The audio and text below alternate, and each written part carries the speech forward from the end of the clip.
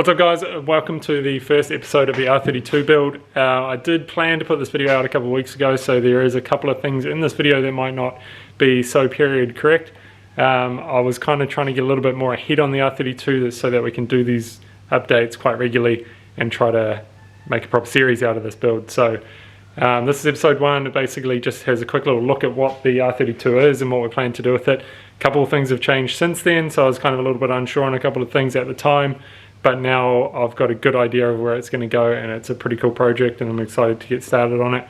And episode 2 will hopefully be ready in the next couple days, and that'll follow up and you'll have a better understanding of where this car plans to go as a finished product. But super keen to get started on it, so check out episode 1 and let us know what you think.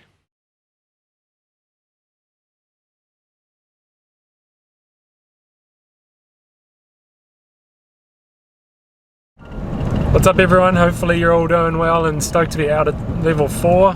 Today I am just on my way down the road from my house to pick up the R32, which dropped off just before, or probably a week before lockdown, to get painted.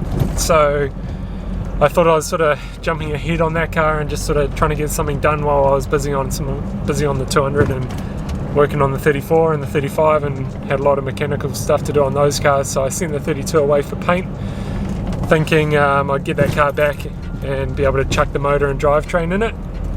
Unfortunately, due to lockdown regulations, I wasn't able to pick that car back up. So it's been sitting at the paint shop for 5 weeks or so, 6 weeks. So finally, on my way to pick it up now. Oh yeah, nice and painted. All one colour finally. Needs a wash, which is looking good. Front guards are in there, but they're going to need some chopping because kind of went ahead and put some wise fab in it. That wasn't the initial plan, but these things happen. But yeah, it's looking good. Time to get it back to the workshop, chuck her on the hoist and get into it. Alright, so got the 32 back in the workshop finally. Going to fit up some wheels and tyres. It's currently got those ones on there because the wise fab pushes everything out so far that I need to sort of work out what I'm going to do for wheels and shit on this. So right, so I can't say this is my favourite part of the build, but it is necessary. Stripping everything out of it that you don't need. Initially I was going to try to keep the factory wiring and loom, but decided because it was such a bird's nest in here and half the loom was cut through and damaged that thought I'd get rid of it anyway. So decided to get rid of basically everything. So I'm going to rip all the hood lining out, the carpet. I was going to leave the carpet in this one because it was just kind of tidy, but decided to instead strip the whole interior out. Going to do custom door panels, maybe a custom dash, rip the hood lining out, get all that wiring out from under the dash, and just basically start again. This is going to be a full track car anyway, so there's no point in having half of this crap in here now, and it'll be a heap nicer once it's all done. Paint the interior and have it looking all nice, and we'll probably save I don't know, maybe 20 kilos in wiring and carpet and trim and panels, and might even cut the doors out to get rid of all the crap out of them. So today I've spent the day just stripping all of this crap out of here. I don't think I'm going to be able to weigh it just because of the fact there's so much. I'm not going to be able to fit it on a scale to actually get an accurate weight of it, but like looking at how much wiring and crap we pulled out, like there's 10 kilos alone. Then the carpet, hood lining, I'm probably going to pull out the pull off the door panels. We might make some custom ones. Haven't decided on how much interior I want to keep. But it is looking a whole lot better, and thankfully somebody has been in there before and taken out all the sound deadening, so that saves a massive job for me. I've done it too many times, and I'm definitely glad somebody else is taking care of that for me. But yeah, other than that, the chassis is all pretty. If you notice, it's just been painted, which is looking fresh. But aside from that, it's pretty stock. Like, it's really just a full factory chassis, uncut. There's not actually any rust there, but it could do with a little bit of a clean up when we go to paint the interior, and I'll probably do all the boot and everything as well. Get it looking nice. I haven't decided if I'm going to do a fuel system in this car yet. I might, you know, totally cut out a section of the boot and put in a fuel cell and then a surge tank or something, and just make it all nice and tidy. That sort of gives us the potential to then run E85 if I want to. So yeah, I don't know, we'll see. But yeah, she's looking good. So just before lockdown, dropped this car off to Sean's house. He's one of my pit crew, and he's taking care of getting this thing panel and painted, and it's looking nice and fresh. It's a little bit dirtier at the moment, but I'm going to give her a wash and work out what I'm going to do body wise. So currently it's got some flared factory guards, which is actually like probably the nicest job I've ever seen on rolling factory guards. Like, they've got quite a lot of roll on them, and they're actually really nice. So I'm kind of a little bit hesitant to go cutting them up and putting on the wide body. So I've got wide body for the front, obviously running the wise fab, it pushes everything right out real wide. So this car's got, I've already put all the Oz Racing suspension in it, so it's got wise fab, 5-stud turbo brakes, everything's already in there. So that's all the suspension and stuff that I'm probably going to do to it. I don't really plan to do too much more. The rear's got all adjustable arms and everything. I still want to keep it relatively simple, so yeah. Anyway, so GDR front bumper, got the full wide body rear, which I'm unsure if I'm going to use just yet. I'm going to get some tyres fitted up on some rims and see if I actually need to run a wide body or not. As I said, it's got flared guards already, so be kind of cool to leave them as it is, but yeah, we'll see how it looks. Wide body front, obviously going to have to do some modifying on those to be able to make them fit over the wheels, whatever wheels I can make fit on the front. I'm going to have to try to make the guard. Usually you sort of cut it through here and then you space the whole guard out. So currently at the moment it sits about there, so I'm going to have to do something to bring the guard out a little bit more. But aside from that, I guess that's further down the track, and we'll see where we get to. But yeah, I'm excited to get started on this thing, and it's kind of cool seeing it in one colour. It was very hard to get motivated on this car when it was all primered, so it's definitely looking better now. But yeah, so engine bay needs a little bit of a clean up. Just trying to simplify it, make it as easy to work on as possible and reliable as possible. That is the aim with this thing, so yeah. But anyway, I am going to crack on with this thing and get it ready for going to get the roll cage.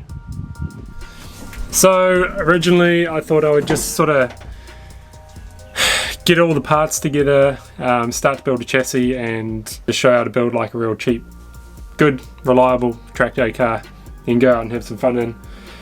It's kind of, I don't know, it's still the plan, but it's kind of escalating a little bit.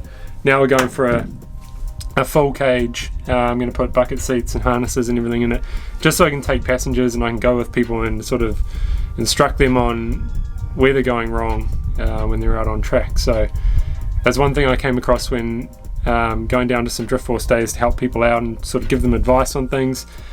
I found it's pretty difficult to do that when you can't be in the car with them and just say, like, in the time, you know, in the car at the time, sort of be saying don't do that, or as you approach the corner do this or that. It's a lot harder when you come back in at the end of the session and try to say like all the mistakes that you made, and then you've got to wait till the next session for them to go out and try not to do the same mistakes again. So thought this car would be perfect for jumping in the passenger seat and going out with people and instructing them on track. So that's the main reason for chucking a cage in it. Aside from that, some wise fab. It still is only going to be either an RB25 or a low power RB30. I'm not going to go crazy on an engine and gearbox setup. I just want to keep it factory running gear, so I'm kind of leaning towards the RB25 because it's there, it's ready to go. It just needs some cleaning up and minor modifications, and it'd be good to go. So initially I was hoping that it was just the turbo that was blown, so that's obviously not in its best condition. However, when I pulled the exhaust manifold off and look through the exhaust port of number one, it's pretty obvious that there's a lot of oil residue, which indicates basically a cracked ring. So once I got the head off, it's pretty obvious now that you can see a big chunk of the piston's missing. But for now, I'm just trying to get everything sorted. I've ripped all the wiring out, so I'm going to do a Link ECU wiring computer now. Originally I was just going to run the factory loom and an RB25 and just a plug-in Link ECU, but I've sort of gone away from that idea now that I've got into building it.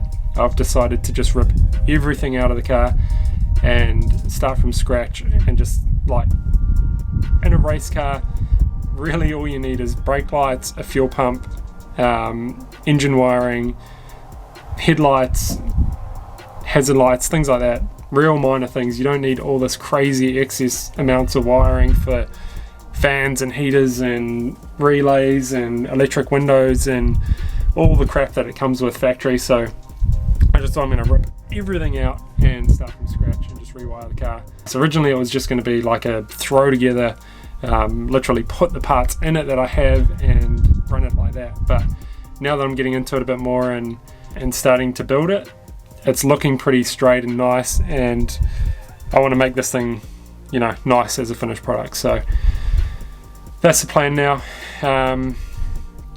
Aside from that, factory gearbox, so I'm going to run an RB25 gearbox, factory diff, axles, 5x1 bolt axles, so at least they're the stronger version of the factory components.